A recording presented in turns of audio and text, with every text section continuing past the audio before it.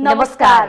Mountain समाचारमा स्वागत छ। म उषा काफले र म बिन्दु अधिकारी। सुरुमा अहिलेसम्मका मुख्य समाचार।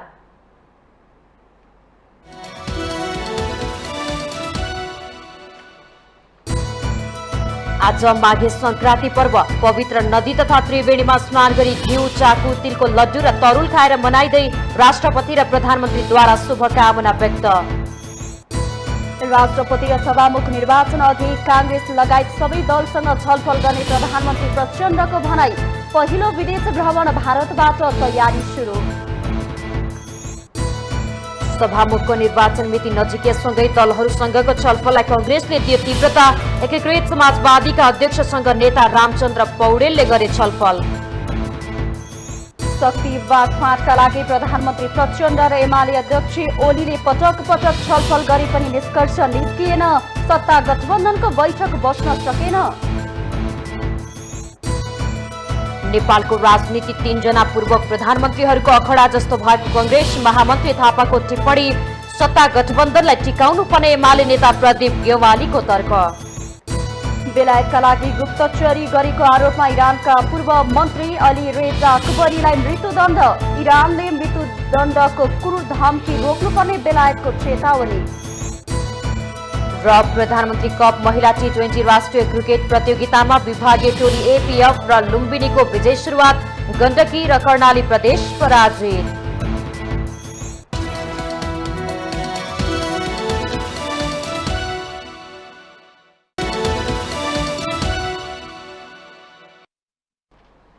अब समाचार विस्तारमा। आज माघे संक्रान्ति पर्व देशैभर विभिन्न पवित्र नदी तथा त्रिवेणीमा स्नान गरी घिउ, चाकु, तिलको लड्डु र तरुल खाएर मनाइँदैछ। पर्वको अवसरमा राष्ट्रपति विद्यादेवी भण्डारी र प्रधानमन्त्री पुष्पकमल दाहालले स्वदेश तथा विदेशमा रहनुभएका सम्पूर्ण नेपालीहरूमा सुख, शान्ति, सुस्वास्थ्य र समृद्धिको शुभकामना व्यक्त गर्नुभएको छ। माघे संक्रान्ति तथा मकर संक्रान्ति पर्व नेपालका विभिन्न जात जातिले आआफ्नै ढंगले हर्षोल्लासपूर्वक मनाउने गर्दछन्। विशेष गरी थारू समुदायले माघी पर्वलाई नयाँ वर्षका रूपमा धुमधामका साथ मनाउने गर्दछन्। आजको दिन पवित्र नदी एवं त्रिवेणीहरूमा स्नान गरी मन्दिरमा पूजा अर्चना गरे पश्चात घिउ, चाकु, तरुल, सेलरोटी, तिलको लड्डु, ढिक्री र खिचडी जस्ता परिकारहरू खाई यो पर्व मनाउने प्रचलन रहेको छ। शिशिर ऋतुमा पर्ने यो संक्रान्तिमा शरीर शुद्ध गरी घिउ, चाकु र तेल तथा खिचडी खानाले शरीरमा गर्मीका मात्रा बढेर तागत दिने तथा मांसहारी पकाइएको तेल शरीरमा घुस्दा चिसोबाट मुक्त भई शरीरका छाला सम्बन्धी र अन्य रोग नाश हुने विश्वास गरिन्छ। महाभारतका अनुसार भीष्मले यही दिन मृत्यु रोजेका थिए भने भगीरथले सोही दिन गंगा नदीलाई पृथ्वीमा अवतरण गराई सागरमा मिलाइएका थिए। त्यसैले माघे संक्रान्तिका दिन गरिने स्नानलाई महास्नान भन्ने गरिएको छ। ज्योतिष शास्त्र अनुसार सौर मासको हिसाबले माघे संक्रान्तिदेखि सूर्य धनु राशिबाट मकर राशिमा प्रवेश गर्ने हुनाले यसलाई मकर संक्रान्ति पनि भनिएको हो। माघे संक्रान्तिको दिनदेखि सूर्य दक्षिणी गोलार्धबाट उत्तरी गोलार्धतर्फ प्रवेश गर्ने भएकोले दिन लामो र रात छोटो हुँदै जाने विश्वास छ।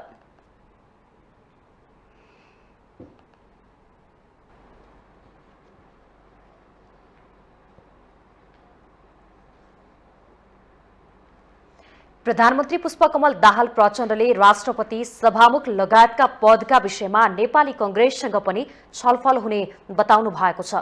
सरकारी निवास बालुवाटारमा सञ्चार माध्यमका सम्पादकहरूसँगको कुराकानीमा उहाँले आगामी सोमबार राष्ट्रपति, सभामुख लगायतका पदका विषयमा छलफल गर्न प्रतिनिधि सभामा रहेका राजनीतिक दलहरूको सर्वदलीय बैठक बोलाइएको जानकारी दिनुभयो। कांग्रेसले विश्वासको मत दिएपछि राष्ट्रपति, सभामुख लगायतका पदमा के गर्ने भनेर छलफल गर्नुपर्ने आफ्नो दायित्व भएको प्रधानमन्त्री प्रचण्डको भनाइ छ। एमालेसँग सहमति गर्दा कांग्रेस प्रतिपक्षमा हुन्छ भन्ने कल्पना गरिए पनि कांग्रेसले समर्थन गरिसकेपछि आफ्नो पनि जिम्मेवारी थपिएको उहाँले बताउनुभयो। प्रधानमन्त्री प्रचण्डले आफ्नो पहिलो विदेश भ्रमण भारत हुने बताउँदै त्यसको तयारी भइरहेको जानकारी दिनुभयो। उहाँले मन्त्री परिषद विस्तार केही दिनमा नै हुने भन्दै सत्ता साझेदार दलबीच कुनै समस्या नरहेको र सहमति नजिक पुगेको दावी गर्नुभयो। अर्थतन्त्रलाई सहजीकरण गर्ने विषयमा केन्द्रित भएको प्रधानमन्त्री प्रचण्डको भनाइ थियो। निजी क्षेत्रमा अब केही हुन्छ भन्ने आत्मविश्वास जागेको भन्दै उहाँले केन्द्रीय मुद्दामा सहमति जुटाएपछि बल्ल चुनौती छिचो लिने उल्लेख गर्नुभयो।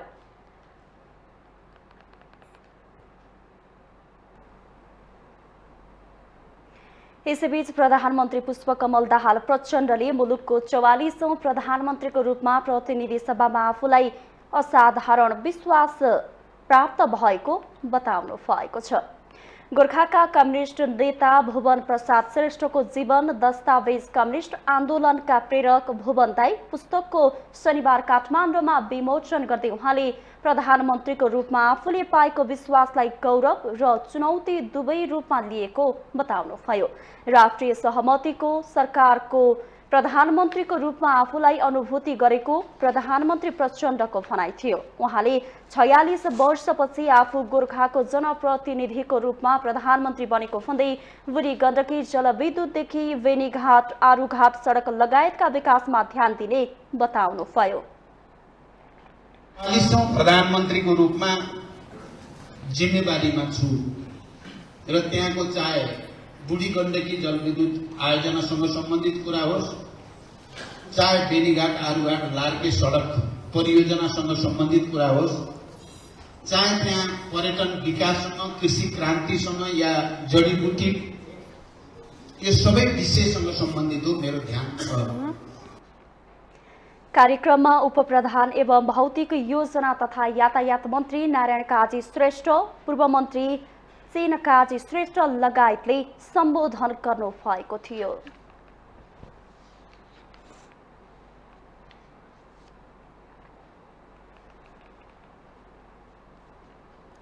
नेकपा एकीकृत समाजवादीका अध्यक्ष माधव कुमार नेपाल र नेपाली कांग्रेसका नेता रामचन्द्र पौडेल बीच भेटवार्ता भएको छ।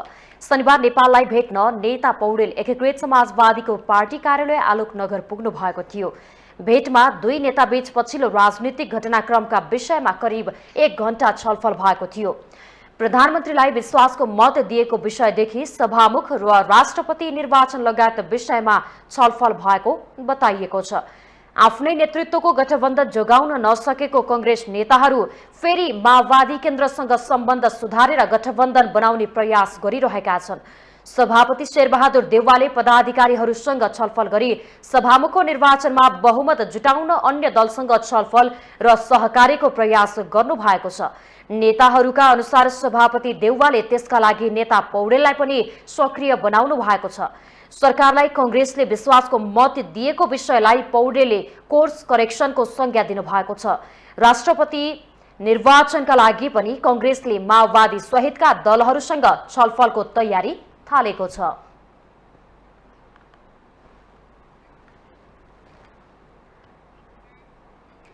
प्रधानमन्त्री पुष्पकमल दाहाल प्रचण्ड र नेकपा एमालेका अध्यक्ष केपी शर्मा ओली बीच भेटवार्ता भएको छ। प्रधानमन्त्री निवास बालुवाटारमा शनिबार भएको सो भेटमा सरकार विस्तार, सभामुखको निर्वाचन लगायत विषयमा परामर्श भएको प्रधानमन्त्रीको सचिवालयले जनाएको छ। प्रचण्ड यही पुस 10 गते प्रधानमन्त्रीमा नियुक्त हुनु भएको थियो। सोही दिन उहाँले सानो आकारको मन्त्रीमण्डल बनाउनु भएको थियो।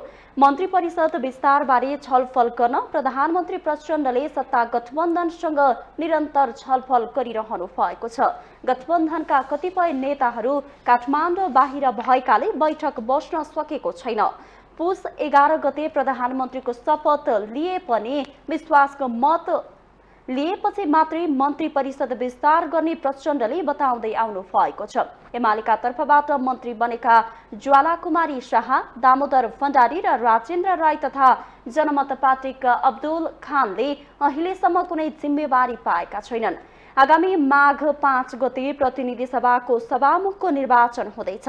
नेपालको संविधानको धारा 91 को उपधारा 1 मा प्रतिनिधि सभाको पहिलो बैठक प्रारम्भ भएको मितिले 15 दिनभित्र प्रतिनिधि सभाका सदस्यले आफू मध्येबाट सभामुख र उपसभामुखको निर्वाचन गर्नुपर्ने व्यवस्था गरेको छ।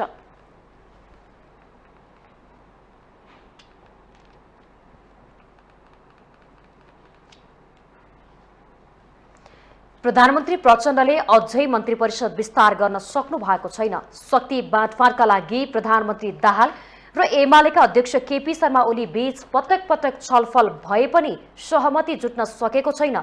यसले गठबन्धनभित्र अविश्वास बढ्दै गएको त होइन भन्ने प्रश्न उब्जिएको छ। एक रिपोर्ट। गत पुस 11 गते कार्यभार सम्हाल्नुभएका प्रधानमन्त्री पुष्पकमल दाहाल प्रचण्डले गठबन्धन दलबीच सहमति जुटाएर चाँडै मन्त्री परिषदलाई पूर्णता दिने भन्नुभएको थियो। तर अहिलेसम्म मन्त्री परिषद विस्तार त परको कुरा, यसबारेमा गठबन्धन दलहरू एकै ठाउँमा बसेर छलफल समेत गर्न सकेका छैनन्। उपराष्ट्रपति, उपसभामुख जस्ता पद कुन दलले लिने भन्ने टाढाको विषय बनेको छ।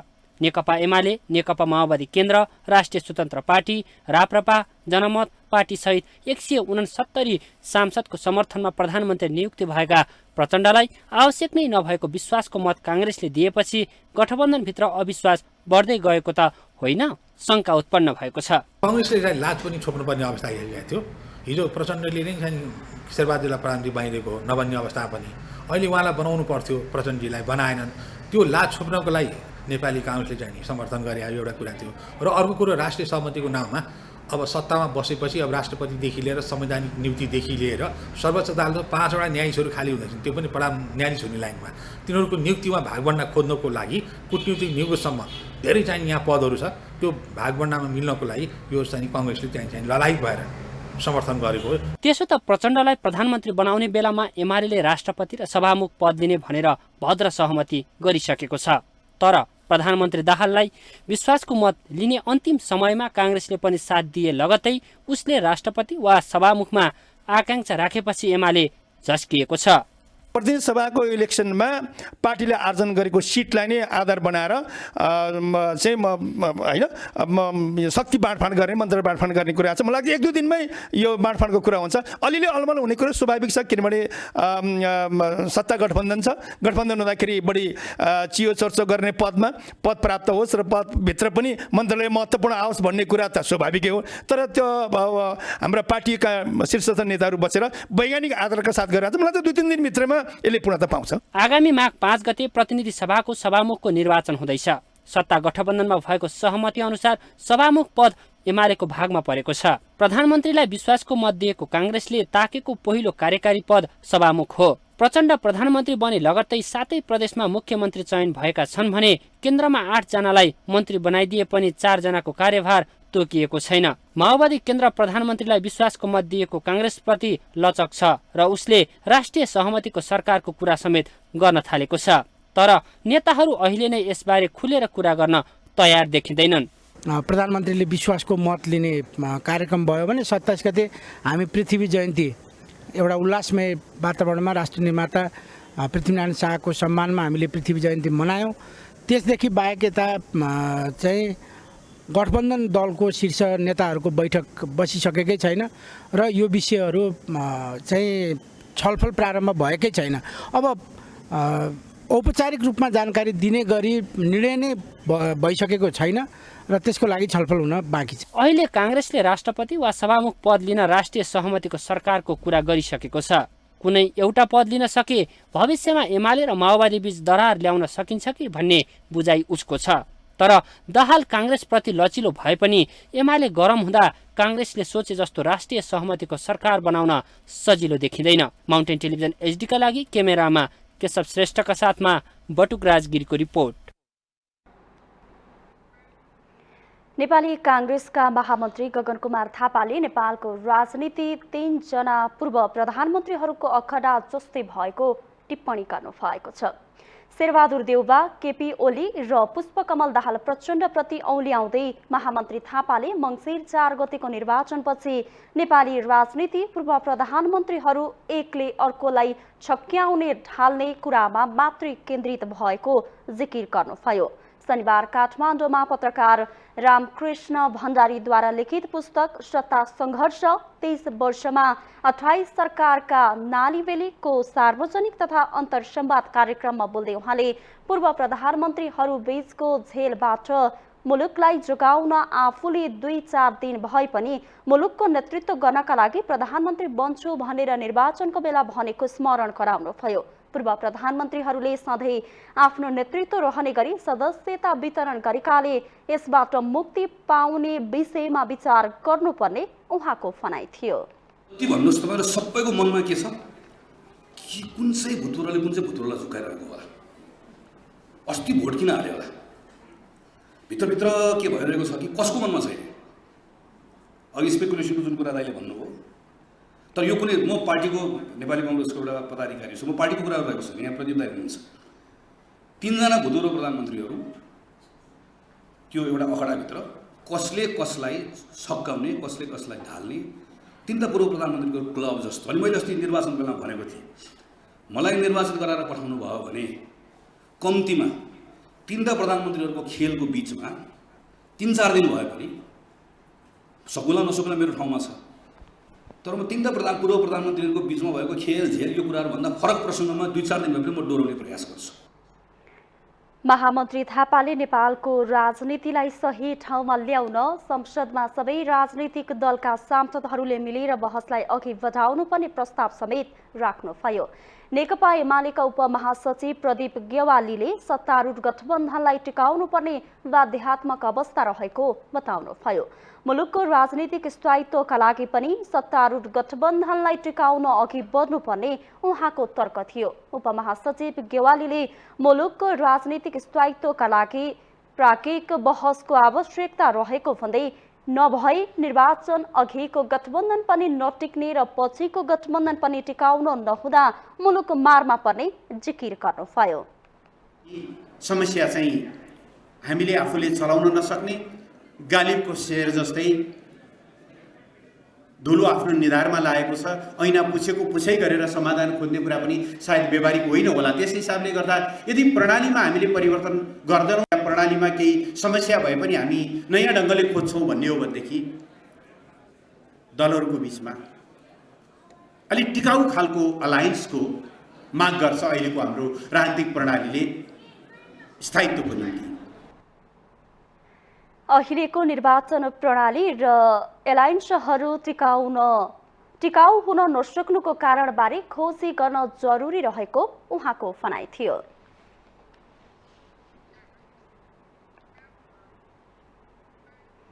माउन्टेन समाचारमा पालो भएको छ ब्रेकको।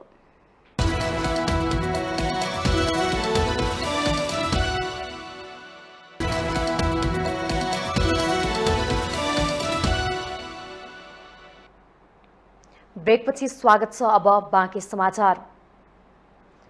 उपप्रधानमन्त्री एवं गृहमन्त्री रवि लामिछानेले निर्मला कुर्मीको न्यायको माग गर्दै माइतीघरमा धरना दिइरहेका बाँकेका महिला अधिकार कर्मीसँग भेट गर्नुभएको छ। माइतीघर मण्डलामा पुगेर गृहमन्त्री लामिछानेले बाँकेकी निर्मला कुर्मीको घटनाको सत्य तथ्य छानबिन गर्न माग गर्दै आएका अधिकार कर्मीहरूसँग भेट गर्नुभएको हो। विगत केही दिन यता बाँकेका अधिकार कर्मीहरूको टोली माइतीघर मण्डलामा निर्मला कुर्मीको न्यायका लागि धरनामा छन्। गृहमन्त्री लामिछानेसँग अधिकार कर्मीहरूले न्याय माग्दै निर्मला कुर्मीलाई न्याय नदिउन्जेलसम्म आफ्नो आन्दोलन जारी राख्ने चेतावनी समेत दिएका छन्। अधिकार कर्मीसँगको भेटमा गृहमन्त्री लामिछानेले निर्मला कुर्मी र ननकुनी धोबीको घटनाको सत्य तथ्य छानबिन गर्ने प्रतिबद्धता जनाउनुभयो।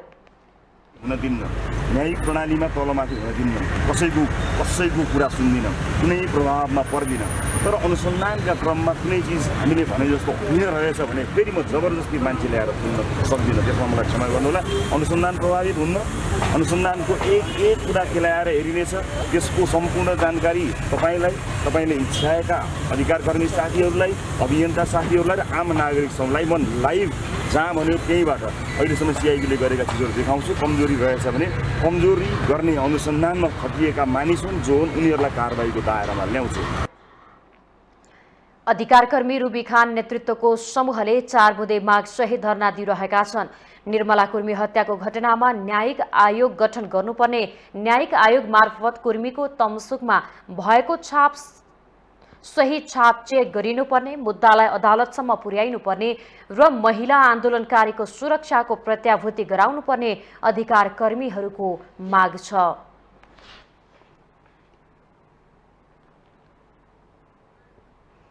राष्ट्रपति विद्यादेवी भण्डारीले समृद्ध नेपाल निर्माणको महाअभियानमा आफ्नो राष्ट्रिय क्षमताको पहिचान र उपयोग गर्न सक्नुपर्ने बताउनु भएको छ।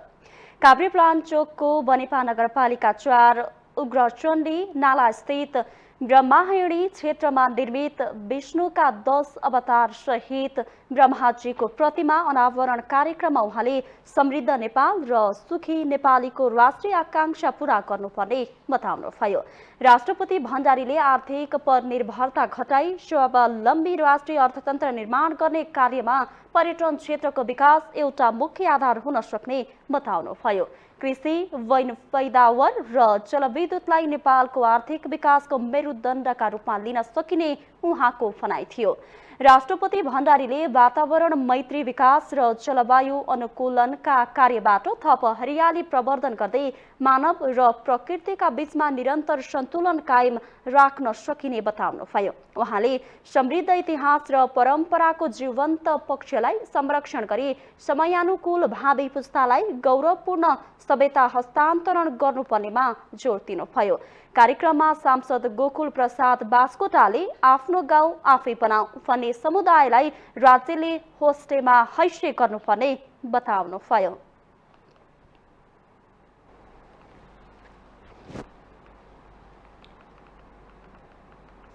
गण्डकी प्रदेश सभाको सभामुखमा नेकपा माओवादी केन्द्रका सांसद कृष्ण धिताल निर्वाचित हुनुभएको छ। शनिबार प्रदेश सभामा भएको निर्वाचनमा धितालले 32 मत प्राप्त गर्नुभयो।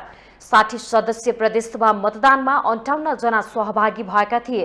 धिताललाई नेकपा एमालेको 21, नेकपा माओवादी केन्द्रको 8, राष्ट्रिय प्रजातन्त्र पार्टीको 2 र नेकपा एकीकृत समाजवादी प्रवेश गरेका स्वतन्त्र सांसद दीपक मनाङ्गीले पनि मत दिनुभएको थियो। एमालेबाट निर्वाचित भएका ज्येष्ठ सदस्य मित्रलाल बस्याल भने मत विभाजनमा सहभागी हुनु भएन। सभामुखमा नेपाली कांग्रेसकी सांसद सरस्वती अर्याल तिवारीले पनि उम्मेदवारी दिनुभएको थियो तर पराजित हुनुभयो। सत्तारूढ गठबन्धन बीच गण्डकी प्रदेश सभाको सभामुख माओवादी केन्द्रले पाउने सहमति भएको थियो। गठबन्धनमा रहेका दलहरूको सहमति अनुसार मुख्यमन्त्री भने नेकपा एमालेका नेता खगराज अधिकारी चयन भई विश्वासको मत समेत पाइसक्नु भएको छ।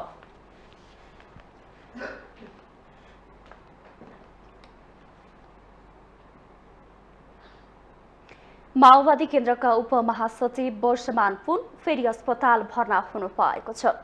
2 दिन अघि आफ्नो निर्वाचन क्षेत्र रोल्पा पुग्नु भएका पुनलाई पुरानै रोग जन्डिस बल्झिएपछि हेलिकप्टरबाट आकस्मिक उद्धार गरी रोल्पाबाट काठमाडौँ ल्याइएको हो।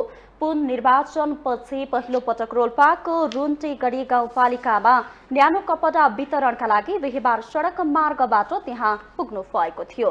पूर्व मन्त्री वर्षमान पुन पछिल्लो समय चीनमा उपचार गराएर पुस 5 गते मंगलबार स्वदेश फर्किनु भएको थियो। वंशाणुगत जन्डिस पीडित पुन चुनावी धपेडीका कारण रोग बल्झिएपछि गत 16 मङ्सिरमा नेपाली चिकित्सकहरूको परामर्शमा फलोअप उपचारका लागि चीन जानु भएको थियो। उहाँको सेन्जेन प्रान्त स्थित थर्ड पिपल्स अस्पतालमा उपचार भएको थियो। पुनमा भएको रोगलाई चिकित्सकीय भाषामा सिङ्गलर नाजा टाइप 2 सिन्ड्रोम भनिन्छ। यसअघि गत वर्ष पनि रोगले च्यापेपछि उहाँको पहिला थाइल्यान्ड र पछि चीनमा उपचार गरिएको हो।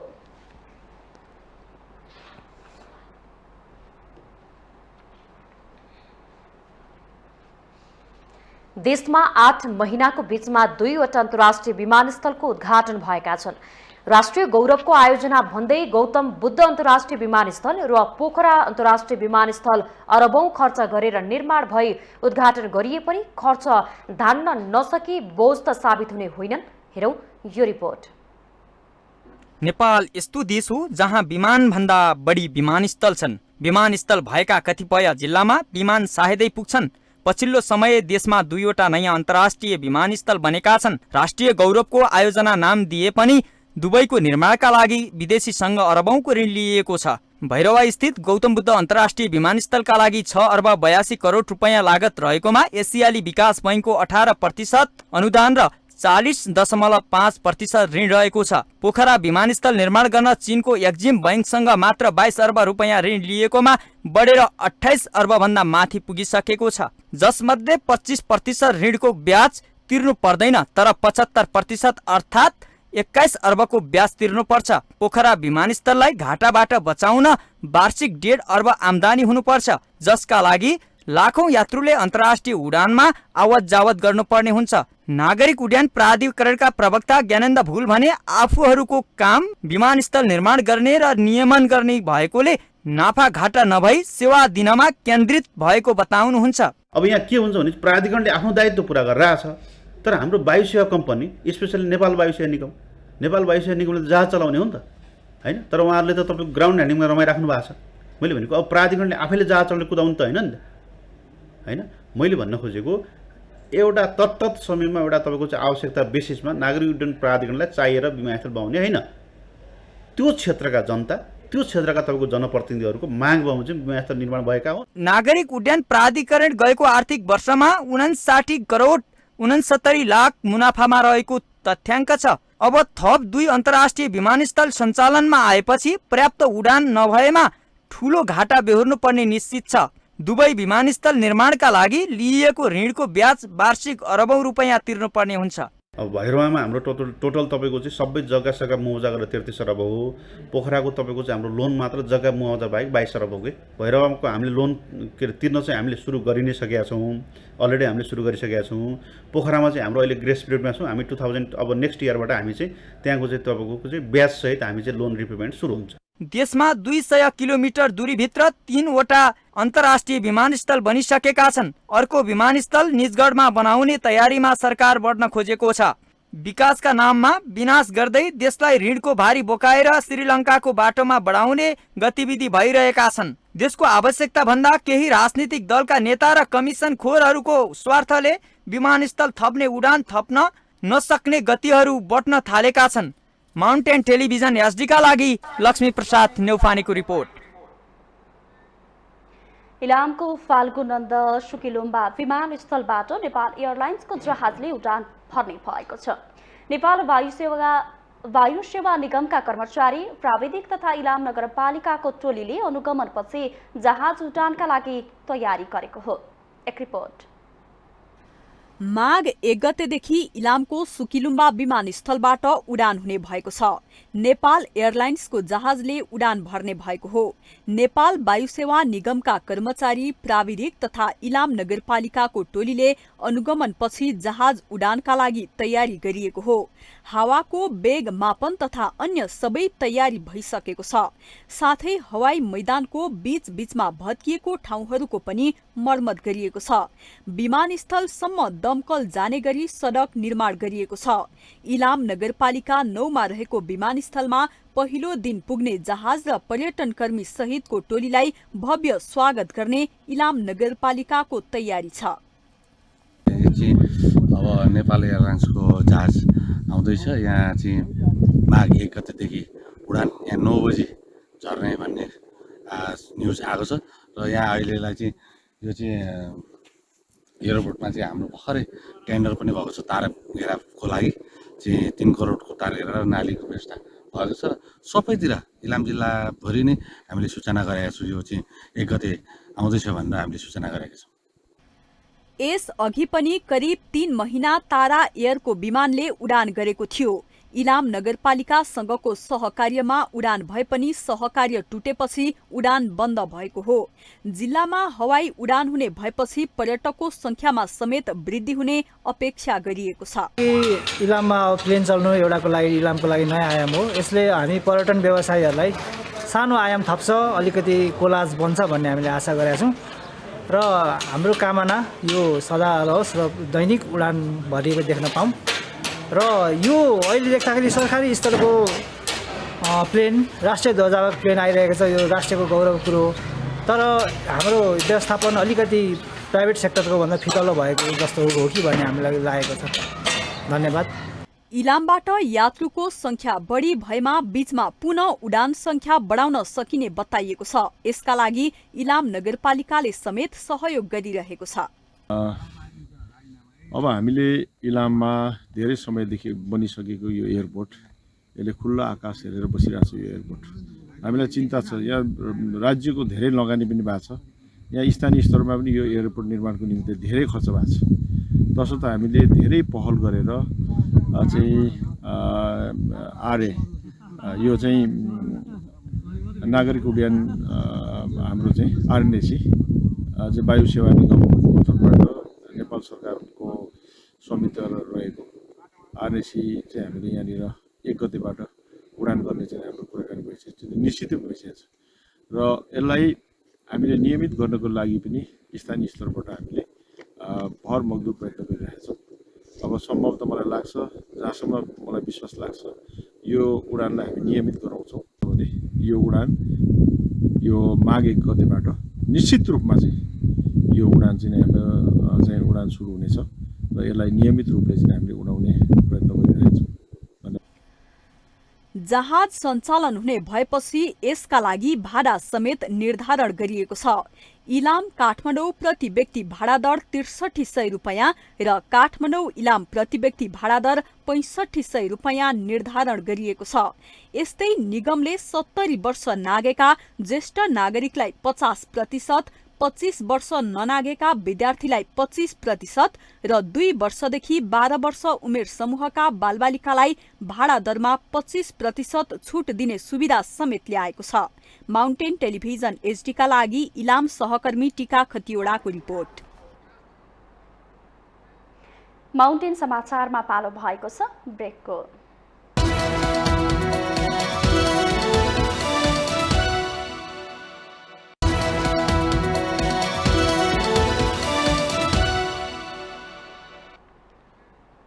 ब्रेकपछि स्वागत छ। अब बाँकी समाचार। नेकपा एकीकृत समाजवादीको केन्द्रीय सचिवालय सदस्यमा घनश्याम भुसाल मनोनित हुनुभएको छ। शनिबार पार्टी कार्यालयमा बसेको सचिवालय बैठकले भुसाललाई सचिवालय सदस्यमा मनोनित गरेको हो। भुसाल शुक्रबार नेकपा एकीकृत समाजवादी पार्टीमा प्रवेश गर्नुभएको थियो। उहाँको मनोनयनलाई स्थायी कमिटीबाट अनुमोदन गरिएको थियो। शनिबार भर्चुअल माध्यमबाट बसेको स्थायी कमिटीको बैठकले भुसालको मनोनयनलाई अनुमोदन गरेको महासचिव डाक्टर बेदुराम भुसालले जानकारी दिनुभयो। शुक्रबार मात्रै भुसाल सो घोषणा गरी एकीकृत समाजवादीमा प्रवेश गर्नुभएको थियो। गत मङ्सिर 4 गते भएको निर्वाचनमा नेकपा एमाले टिकट नदिएपछि उहाँ स्वतन्त्र उम्मेदवारी दिँदै चुनाव लड्नु भएको थियो। भुसाललाई तत्कालीन सत्ता गठबन्धनको समर्थन भए पनि उहाँ पराजित हुनुभयो। भुसाललाई समाजवादीको महासचिव बनाउने बताइएको छ। उहाँलाई महासचिव बनाएर बेदुराम भुसाललाई उपाध्यक्ष बनाउने तयारी थालिएको हो।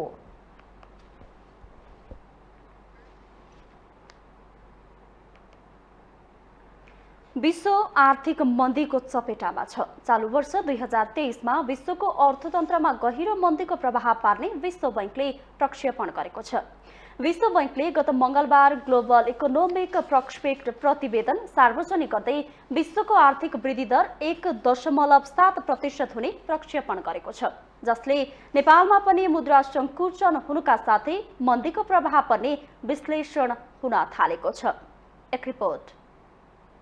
ग्लोबल इकोनोमिक प्रोस्पेक्ट 2022 को प्रतिवेदन अनुसार सन् 2022 र 23 मा नेपालको आर्थिक वृद्धि दर 5.1% रहने देखिएको छ भने 2023 र 24 मा 4.9% रहने प्रक्षेपण विश्व बैंकको छ। रूस युक्रेन युद्ध तथा कोभिड प्रभावका कारण विश्वमा आर्थिक मन्दीको अवस्था आउन सक्ने विश्व बैंकको प्रक्षेपण छ। सन् 2008 मा अमेरिकामा मन्दीको अवस्था आउँदा नेपालमा असर गरे जस्तै सो प्रक्षेपणबाट नेपाल पनि अछुत रहन नसक्ने अर्थविदहरू बताउँछन्। विश्व बैंकले नेपालको आर्थिक वृद्धि दरमा सकारात्मक देखाए पनि मन्दीको असर नेपालमा पर्ने विश्लेषण अर्थशास्त्रीहरू गर्छन्। बैंकहरूको ब्याज नघट्दा लगानीको अवसर कम हुनु, उत्पादन घट्दा रोजगारीमा कटौती हुनुले पनि नेपाल नेपालमा पनि मन्दीको असर पर्न सक्ने देखिएको छ भने अर्कातिर तरलताको अभाव कम गर्न अहिले विप्रेषण र विदेशी पर्यटकले भूमिका खेले पनि देशको आन्तरिक उत्पादन बढाउनुपर्नेमा उनीहरू जोड दिन्छन्।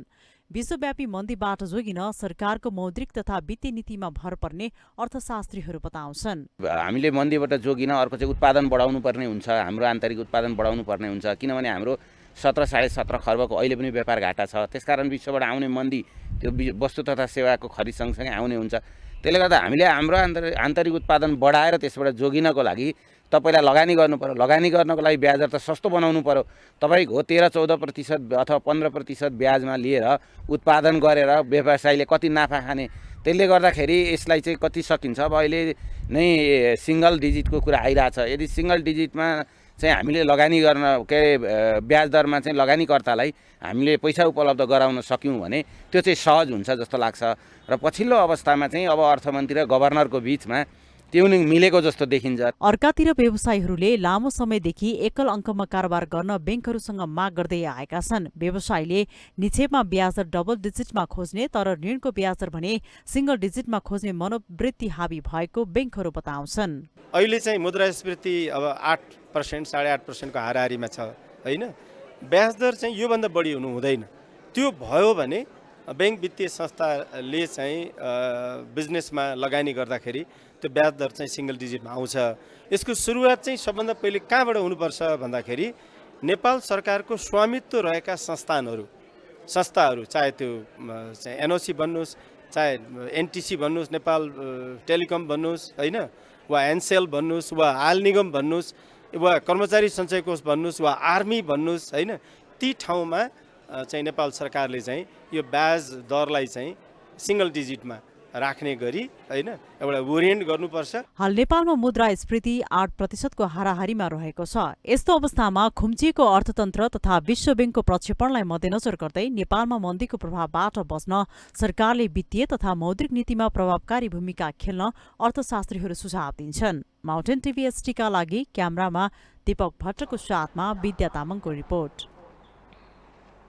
देशभर हिउँदे वर्षा हुन सकेको छैन। यसले हिउँदे बालीमा नकारात्मक असर पर्न थालेको छ।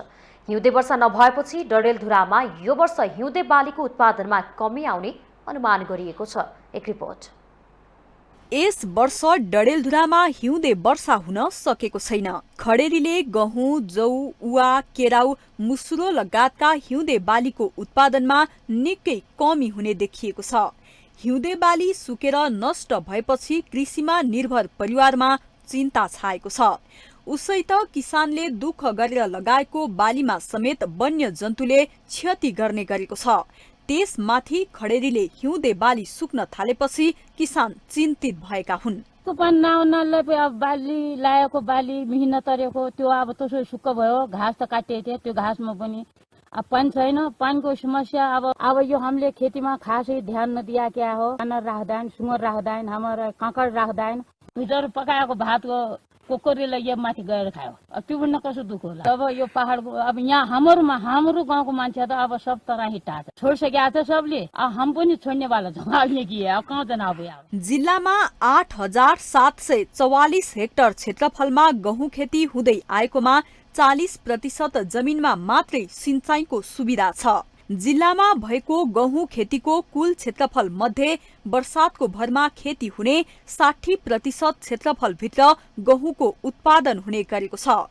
सिंचाइको सुविधा नभएका ठाउँमा कतिपय किसानले गहुँ छर्न समेत पाएका छैनन्। गहुँ छरेका ठाउँमा पनि खडेरीका कारण बालीनाली सुक्न थालेको छ। अबको 1.5 हप्तासम्म पनि जिल्लामा पानी नपरेमा गहुँ बालीमा ठूलो असर पर्ने कृषि ज्ञान केन्द्रले जनाएको छ। लामो हिउँदे खरेडी परेको अवस्थामा चाहिँ हाम्रो जिल्लाको जो गहुँको उत्पादन हो त्यो गहुँको उत्पादन घट्ने हामीले सम्भावना देखिरहेका छौँ। तैपनि यो तल्लो बेल्ट जो छ जहाँ सिँचाइको सुविधा छ त्यहाँ चाहिँ त्यस्तो समस्या छैन। करिब 8,000 हेक्टर क्षेत्रफलमा हाम्रो गहुँ लाग्ने गर्छ। गहुँको बाली हुन्छ, खेती हुन्छ। त्यसमध्येको करिब 40% चाहिँ यो के अरे वर्षाको आकाशको पानीमा भर पर्ने भावनाले यदि समयमा पानी परेन भने अझै पनि 1.5-2 हप्ताभित्र पानी परेन भने त्यसपछि चाहिँ गहुँको उत्पादन चाहिँ हाम्रो जिल्लामा घट्छ भन्ने हामीले अनुमान गरेका छौँ। लामो समयसम्म पानी नपरेपछि सिंचाइको सुविधा नभएको क्षेत्रमा बाली नष्ट हुँदै गएका छन्। किसानहरू अझै पनि पानी पर्ने आशामा छन्। आकाशे पानीको भर पर्नुपर्ने बाध्यतामा छन् किसानहरू। सिंचाइको सुविधा पुर्याइदिने चुनावी नाराबाट वाक्क दिक्क भइसकेका छन्। निर्वाचनका बेला मात्र सिंचाइको मूल फुटाउने र गफको खेती गर्ने नेताहरूले किसानको पीर मर्कालाई बुझिदिने हो कि? माउन्टेन टेलिभिजन एचडीका लागि डडेलधुरा सहकर्मी विमल जैरूको रिपोर्ट। काठमाडौँ उपत्यकामा पानीको माग सम्बोधन गर्न निकै महत्त्वपूर्ण रहेको भनिएको मेलम्ची खानेपानी आयोजनाको मुख्य बात अन्यत्रै सार्नुपर्ने एक अध्ययनले देखाएको छ। गत वर्ष असारमा आएको बाढी अनि पहिरोका कारण प्रभावित भएसँगै मौसमी आयोजनामा परिणत मेलम्चीबाट 12 महिना पानी काठमाडौँसम्म पुर्याउन नयाँ संरचना आवश्यक भएको एक क्यानाडियली कम्पनीले औली आएको मेलम्ची खानेपानी आयोजना विकास समितिका कार्यकारी निर्देशक कमलराज श्रेष्ठले जानकारी दिनुभयो। उहाँका अनुसार गत वर्षको प्राकृतिक विपद पश्चात पहिरोको व्यापक प्रभाव हेडवर्क्स भनिने संरचनामा परेकाले त्यो बलियो रहे नरहेको विषयमा संशय उत्पन्न भएको थियो। त्यसबारे अध्ययन गर्न एसियाली विकास बैंकले क्यानाडियली कम्पनीलाई गत नोभेम्बरमा परिचालन गरेको थियो। मेलम्ची खानेपानी आयोजनाको मुख्य ऋण लगानीकर्ताले नै उक्त अध्ययनको खर्च बेहोरेको बताएको छ। श्रेष्ठका अनुसार आर्थिक लाभ वा हानिको हिसाब किताब नगरी काम बढाउने हो भने अहिलेको हेडवर्क्स संरचना मार्फत नै काठमाडौँमा पानी पठाउन सकिने अवस्था छ। तर त्यसको लागि झन्डै 12 देखि 13 अर्ब रुपैयाँ लाग्न सक्ने र त्यति गर्दा पनि भविष्यमा ढुक्क हुन सक्ने अवस्था भने नरहने उक्त टोलीको ठहर रहेको उहाँले जानकारी दिनुभयो। त्यही ठाउँ प्रयोग गरेर काठमाडौँमा पानी ल्याउन सकिँदैन भन्ने निष्कर्ष आफूहरूको रहेको श्रेष्ठको भनाइ छ। त्यसको विकल्प इन्ट्रेक सार्नुपर्छ भन्ने रहेको उहाँले बताउनुभयो। लगभग 400 देखि 500 मिटर सुरुङ निर्माण गर्न र सानो बाँध निर्माण गर्न 3 देखि 4 अर्ब रुपैयाँ लाग्न सक्ने अनुमान समितिको छ। उक्त संरचनामा लगानी गर्न एसियाली विकास बैंक इच्छुक रहेको कार्यकारी निर्देशक श्रेष्ठको भनाइ छ। स्थानीय रूपमा विवाद सृजना नभएर निरन्तर काम हुन पाए 2 वर्षमा नयाँ चरणको निर्माण कार्य सम्पन्न हुन सक्ने बताइएको छ। अधिकारीहरूका अनुसार काठमाडौँमा मात्रै मेलम्चीको पानी वितरणका लागि 30 देखि 35 अर्ब रुपैयाँ लगानी भइसकेको छ।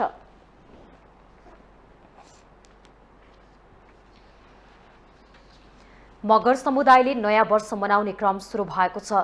काठमाडौँ उपत्यकामा बसोबास गर्दै आएका मगर समुदायले टुडीखेलमा माघे संक्रान्ति पर्वको पूर्व सन्ध्यामा माघे नयाँ वर्ष मनाएका छन्। मगर समुदायले माघे संक्रान्तिलाई नयाँ वर्षको रूपमा मनाउने परम्परा रहेको छ।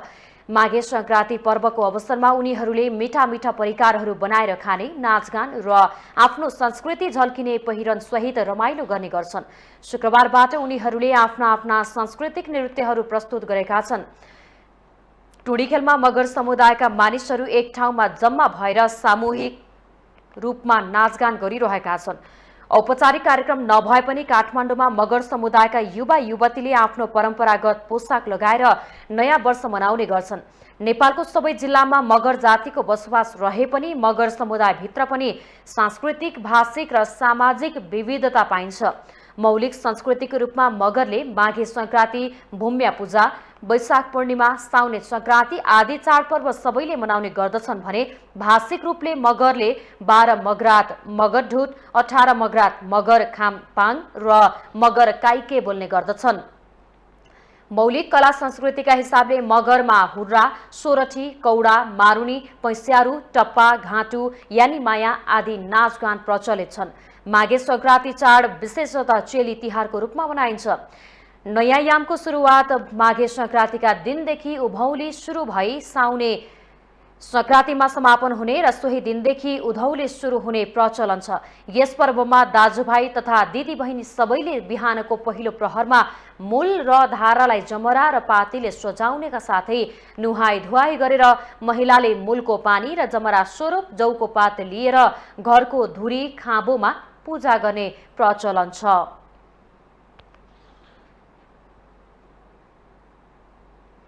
नेपाल विद्युत प्राधिकरण र काठमाडौँको शङ्खरापुर नगरपालिका 3 स्थित बोझेनीका आन्दोलनरत पक्षबीच 3 बुँदे सहमति भएको छ। काठमाडौँ क्षेत्र नम्बर 2 की सांसद सविता गौतम, नगरपालिका प्रमुख रमेश नाफिद, काठमाडौँका प्रमुख जिल्ला अधिकारी प्राधिकरणका कार्यकारी निर्देशक कुलमान घिसिङ र वडाध्यक्षहरूको उपस्थितिमा आन्दोलनरत पक्ष बीचको वार्तामा केही दिनदेखि भइरहेको आन्दोलन स्थगित गर्ने सहमति भएको हो। वातावरणलाई सहजीकरण गर्न सब स्टेशन निर्माण स्थलमा स्थानीयहरूबाट भइरहेको अवरोध तत्काल स्थगित गर्ने र स्थानीय प्रशासनबाट शान्ति सुरक्षाका लागि परिचालन गरिएका प्रहरीलाई फिर्ता पठाउने निर्णय भएको हो। मानव बस्तीमा सब स्टेशन निर्माण गर्न नहुने र यसलाई अरू नै ठाउँमा सार्नुपर्ने माग राख्दै केही स्थानीयले सब स्टेशन निर्माणमा अवरोध गर्न दैनिक रूपमा त्यस क्षेत्रमा प्रदर्शन गर्दै आएको थियो। सब स्टेशन निर्माण स्थल परिसरमा माटो परीक्षणका लागि भइरहेको ड्रिलिङ, सर्वे लगायतका कामहरू 5 दिन स्थगित गर्न र 6औं दिनदेखि काम सुरु हुँदा कसैले पनि बाधा अवरोध नगराउने सहमति भएको छ। आयोजनाको सकारात्मक नकारात्मक प्रभावबारे स्थानीयसँग आन्तरिक मागका विषयमा छलफल गर्न शङ्खरापुर नगरपालिका वडा नम्बर 7 का अध्यक्ष विष्णु प्रसाद श्रेष्ठको संयोजकत्वमा समन्वय समिति गठन गरिएको छ।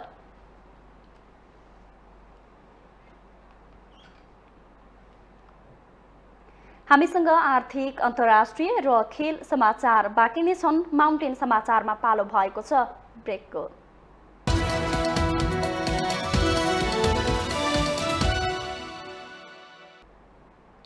ब्रेकपछि स्वागत छ। अब आर्थिक समाचार।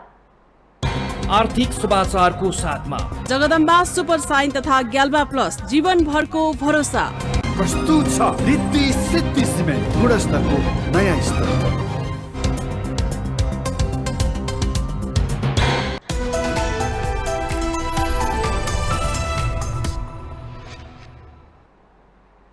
पोषिलो आहारका लागि दिगो कृषि उत्पादन हाम्रो अभियान भन्ने नाराका साथ राष्ट्रिय खाद्य बैंक लिमिटेडले साधारण सभाको आयोजना गरेको छ।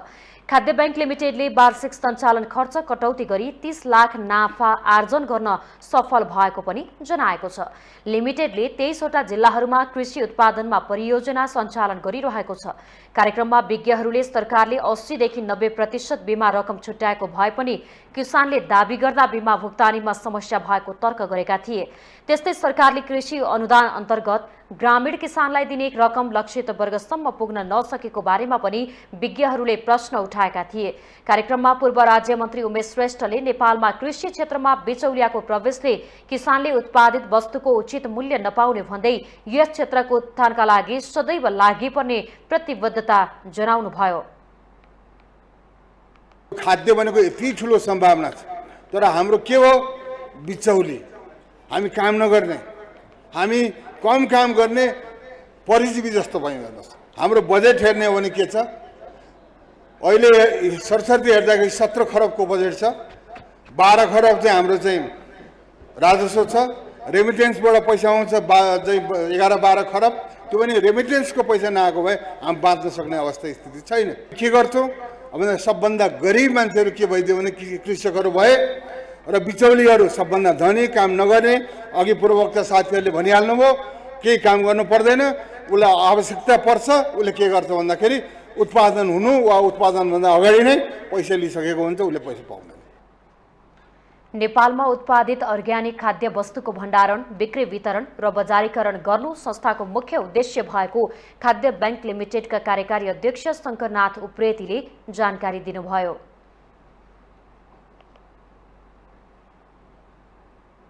बजारमा भएका जङ्क फुडहरू, अखाद्य वस्तुहरू, पत्रु खानेकुराहरू खाएर चाहिँ हामीले जसरी शरीर बिगारिरहेका छौँ, अब हाम्रो घर परिवारमा पनि हाम्रा आदरणीय बुवाआमाहरू, हाम्रा नानी बाबुहरू, हामी सबैजना मान्छेहरूले हाम्रो भान्सालाई चाहिँ यस्तो बनाउनु पर्यो कि।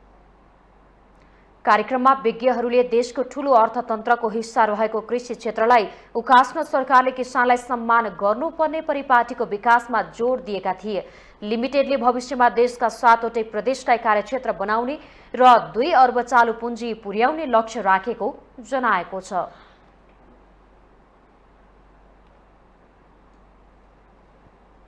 भारतले नियमित रूपमा दिँदै आएको विद्युत कटौती गरेपछि 12 वर्ष औद्योगिक करिडोरमा घोषित रूपमा दैनिक 8 देखि 10 घण्टा लोडसेडिङ सुरु भएको छ। गत वर्ष हिउँदमा भारतबाट 800 मेगावाटसम्म विद्युत आयात भए पनि यस वर्ष कटौती गरेर 300 मेगावाट मात्रै विद्युत दिँदै आएको नेपाल विद्युत प्राधिकरण सिमारा वितरण केन्द्रले जनाएको छ। भारतले 400 मेगावाट मात्रै विद्युत दिए देशभर पर्याप्त हुने प्राधिकरणको भनाइ छ। भारतीय विद्युत नेपालको वीरगञ्ज, बुटोल, विराटनगर र ढल्के बरको बाटो हुँदै फित्रिन्छ। पछिल्लो समय आन्तरिक उत्पादन पनि घट्नु र छिमेकी मुलुक भारतबाट ल्याउँदै गरेको विद्युत पनि कटौती भएपछि 12 वर्ष औद्योगिक करिडोरमा बिहान बेलुका विद्युत कटौती भएको प्राधिकरण सिमारा शाखाले जनाएको छ।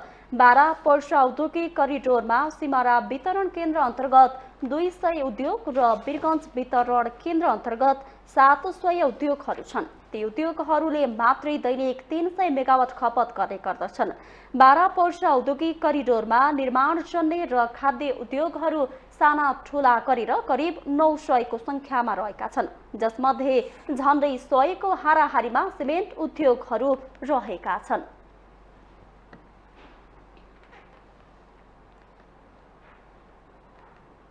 अब अन्तर्राष्ट्रिय समाचार।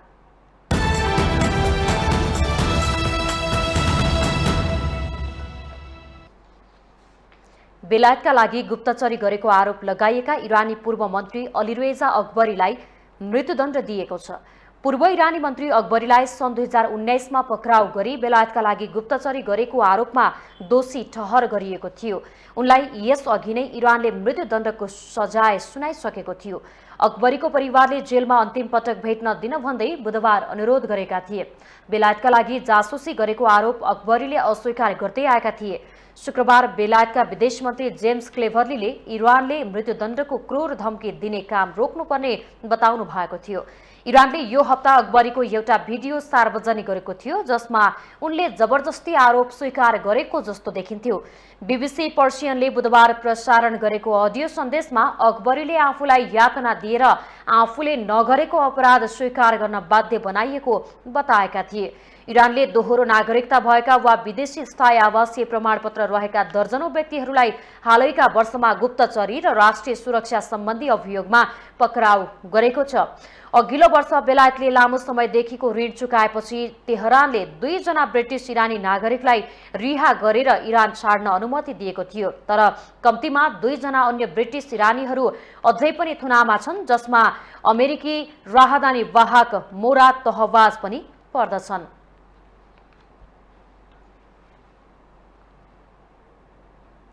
अब पालो खेल समाचारको।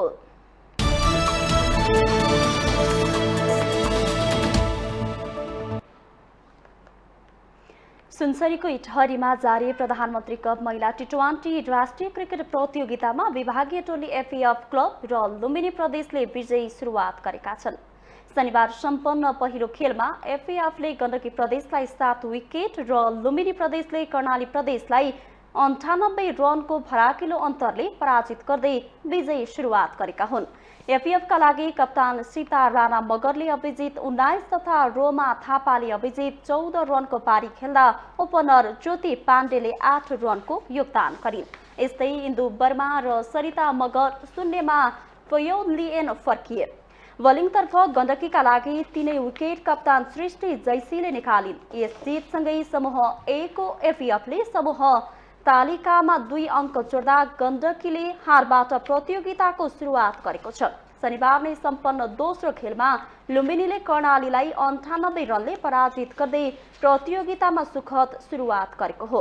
लुम्बिनीबाट पाएको 148 रनको लक्ष्य पछ्याएको कर्णाली 18.1 ओभरमा सबै विकेट गुमाएर मात्र 49 रनमा छोड्न सक्यो। जवाफी ब्याटिङ गरेको कर्णालीका लागि यमुना थारूले 13 र किरण कुँवरले 10 रन बनाउनु बाहेक अन्य ब्याटरले दोहोरो अङ्कमा स्कोर बनाउन सकेनन्। कर्णालीलाई सस्तैमा समेट्ने क्रममा कृतिका मरासिनी र मधु डीसीले समान 3 तथा सुस्मिता भूषालले 2 विकेट लिए। क्याम्पको आयोजना भएको प्रतियोगिता 7 माघसम्म चल्नेछ।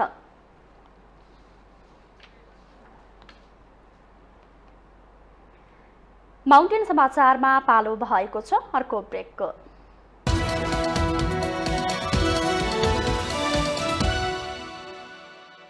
ब्रेकपछि स्वागत छ। यो सँगै हामी माउन्टेन समाचारको अन्त्यमा आइपुगेका छौं। जाँदा जाँदै मुख्य समाचार पुनः एकपटक।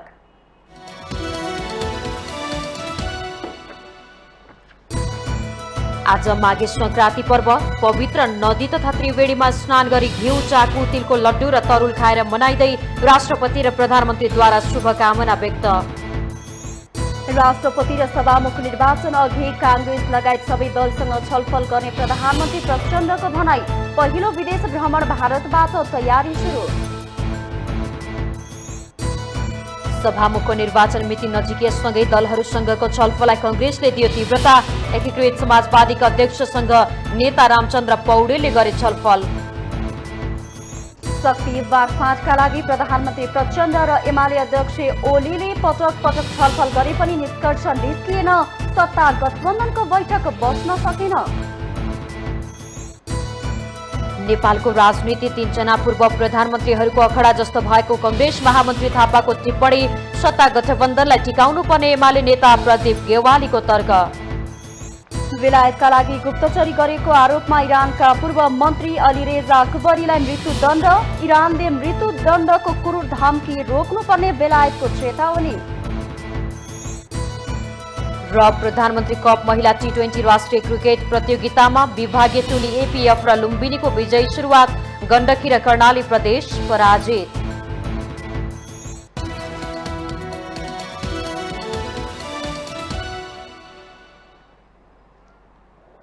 माउन्टेन समाचार अहिलेलाई सकियो। सत्य, तथ्य र निष्पक्ष समाचारका लागि माउन्टेन टेलिभिजन एचडी हेर्दै रहनुहोला। नमस्कार।